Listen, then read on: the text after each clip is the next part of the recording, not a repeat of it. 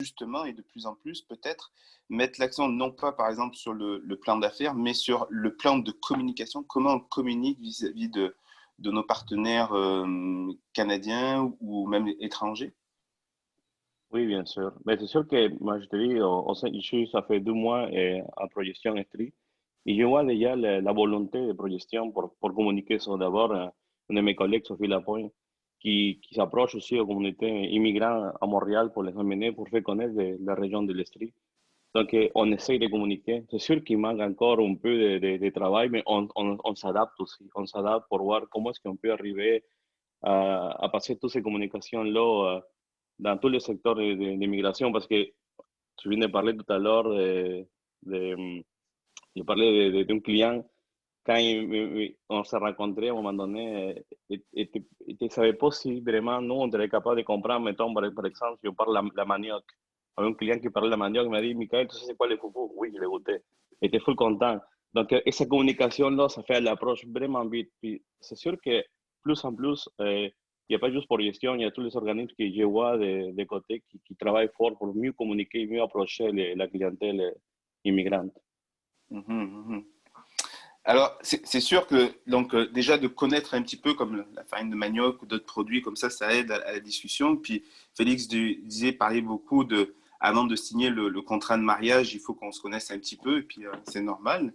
Est-ce que tu penses, toi, Kadi, que justement, trop souvent dans nos relations d'affaires, on exempte justement cette pratique-là et justement on se coupe finalement d'une avancée qui pourrait être intéressante pour les entrepreneurs au Québec?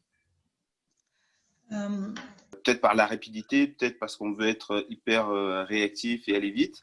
Et justement, on nommait cette partie-là qui est en soi la plus importante parce que ça va bâtir les fondations de notre mariage, entre guillemets. Entre guillemets, oui. Voilà. Et c'est extrêmement important. Puis, pour amener nous à la mission qu'on a ici chez Opal Magazine, on part du principe qu'une entreprise, c'est une expérience. Hein. C'est pas juste un produit.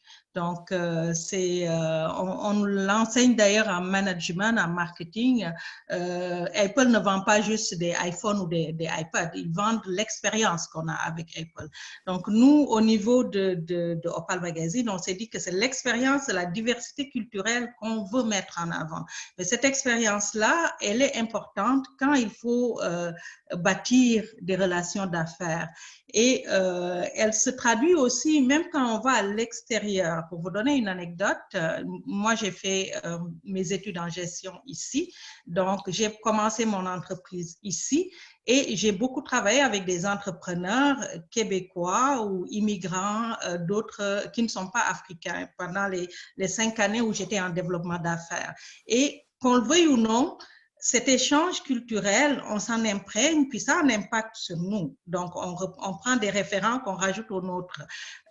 Et pour vous donner une anecdote, je suis allée au Sénégal en voyage d'affaires où j'avais des rencontres avec des partenaires du développement à faire. Puis, je suis venue avec l'approche nord-américaine. Je suis une Africaine, mais je suis allée avec l'approche nord-américaine. Il faut que ça roule, il faut que ça marche, il faut que ça avance vite. Puis, comme Félix le dit, les autres me regardaient d'un air de « Oh, calme-toi, ici, on prend le temps de découvrir ce que tu veux nous offrir, on prend le temps de voir c'est quoi l'impact et tout. » Puis, moi, j'étais là, je rangeais mon frein. Puis, quand je suis revenue, puis j'ai fait une réflexion sur ma démarche, je me suis dit, OK, qu'on le veuille ou non, le milieu où on vit détermine aussi qui on est. Donc, on vient avec des référents, on vient avec une expérience, une sensibilité culturelle, on en rajoute d'autres. Puis quand on va en affaires, c'est extrêmement important de faire, de nous asseoir, d'apprendre à connaître l'autre, d'apprendre à connaître aussi nous ce qu'on veut. Est-ce que cette connexion va se faire, puis est-ce que ces relations d'affaires vont mener à quelque chose de positif des deux côtés. C'est extrêmement important, oui. Parce que tout autour de ça, quand même, on parle de la gestion d'entreprise, on parle de faire des affaires, mais il y a quand même la gestion de l'informel, quelque part, qui amène justement de voir comment les gens seront aptes, finalement,